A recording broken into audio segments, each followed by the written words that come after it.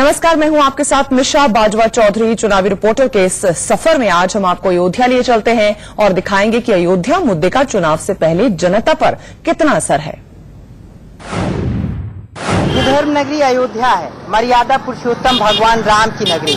यहाँ दर्शन करने दूर दराज से लोग अयोध्या पहुँचते हैं। आज इस बाजार में रौनक भी है, लेकिन लोगों को लगता है कि जैसे जैसे चुनाव नजदीक आएगा वैसे वैसे यहाँ का माहौल और यहाँ की हलचल भी तेज होती जाएगी।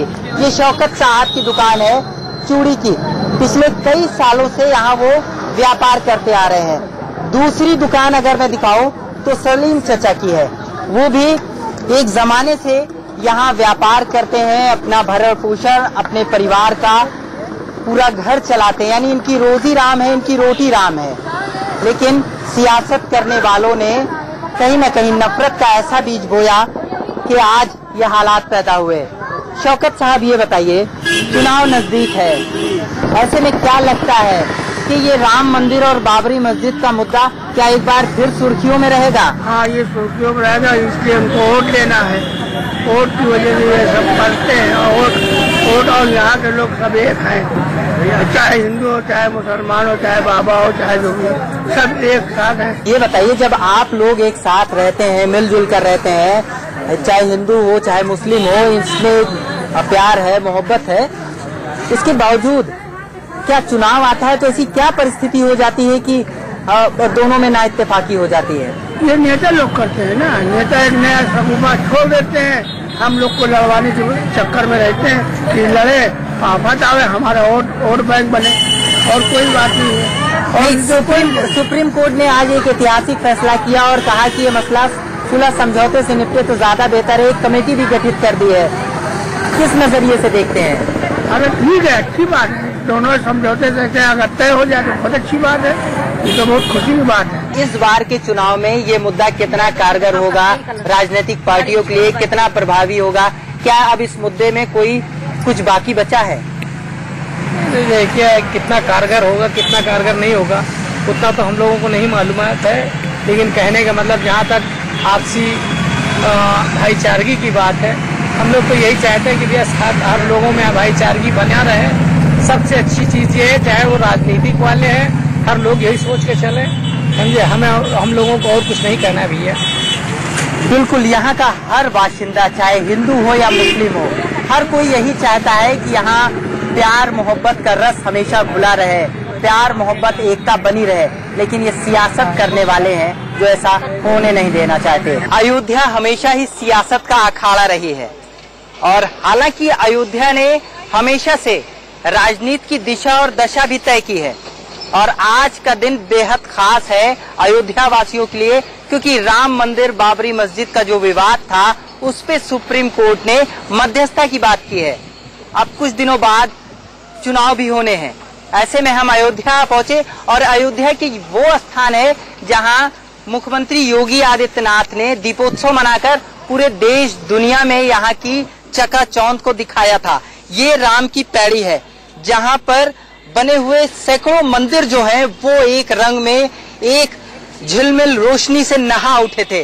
पूरी दुनिया ने इस चित्र को देखा था और तस्वीर को देखकर मंत्रमुग्ध पूरी दुनिया हुई थी। आम लोग क्या सोचते हैं, चुनाव पे कोई असर पड़ेगा? जो राम मंदिर नहीं बन पा रहा है, देरी हो रही है? नहीं, ऐसा तो नहीं होना चाहिए फिलहाल अभी। जी।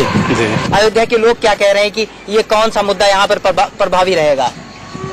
प्रभावी तो यही मुद्दा है, राम मंदिर। इतना है कि अगर बीजेपी में नहीं बन पाया तो बनना मुश्किल है। क्या लगता है और लोगों को भी कि अगर ये मसला हल नहीं होता है, या अगर राम मंदिर बीजेपी की सरकार में नहीं बनता तो कभी नहीं बन पाएगा? कभी नहीं बनेगा। क्या उम्मीद है? बनेगा तो बीजेपी में बनेगा, नहीं तो नहीं बन सकता। बीजेपी से ही उम्मीद है? बीजेपी से उम्मीद है। आप लोग यहाँ पर दर्शन करने आई है अयोध्या में, और साथ ही साथ अयोध्या की रहने वाली है? जी, हम अयोध्या के ही हैं। ये सभी लोग अयोध्या के ही रहने वाले हैं।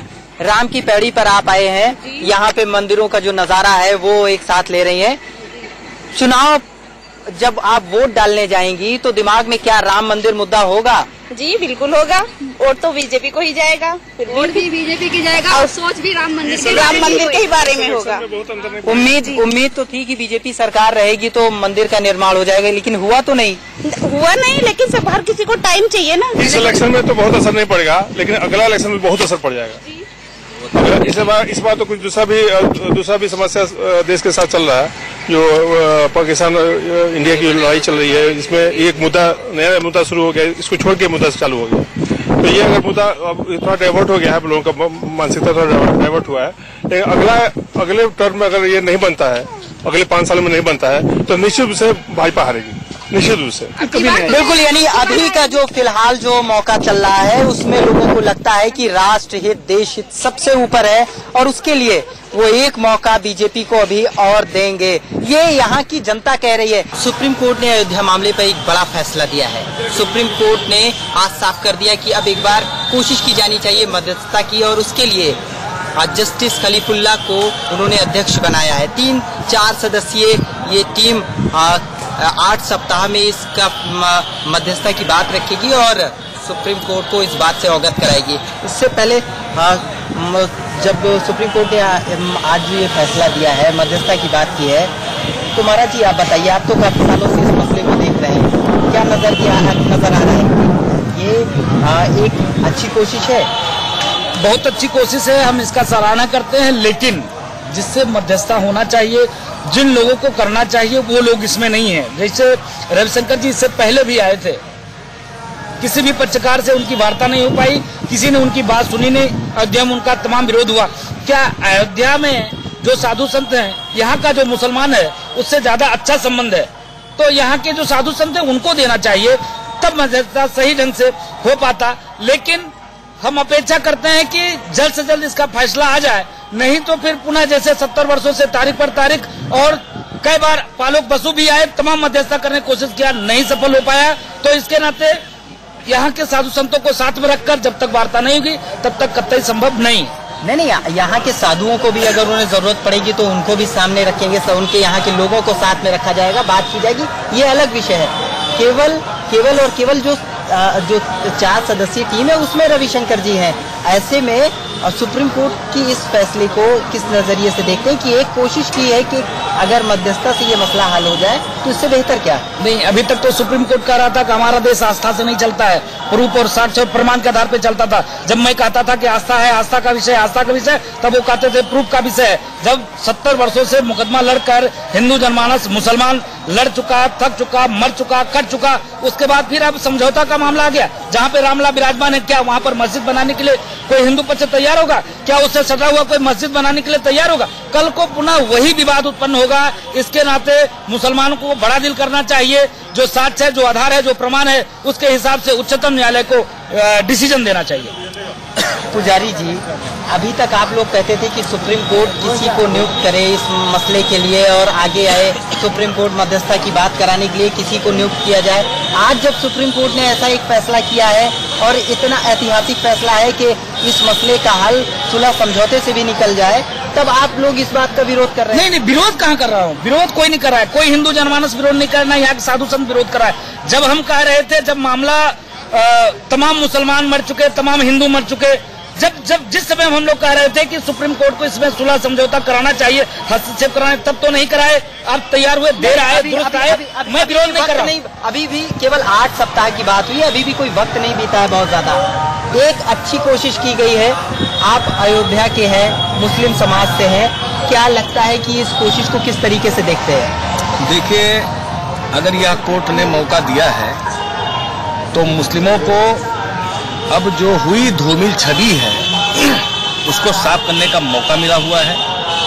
और आज रात हमारे ख्वाबों में हासिम चचा आए हुए थे, जो इसके पक्षकार रहे थे, इसकी लड़ाई लड़ रहे थे। उन्होंने ख्वाबों में आकर के हमसे कहा कि बेटा, जो आप लड़ाई लड़ रहे हो बहुत सही लड़ाई लड़ रहे हो और हमसे बहुत बड़ी चूक हुई है।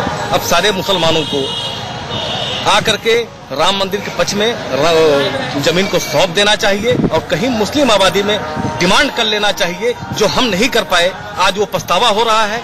आज मुस्लिम समाज के लोगों को आगे आना चाहिए और अपनी छवि को, धूमिल छवि को साफ करना चाहिए और राम के वंशज हैं वो साबित करना चाहिए।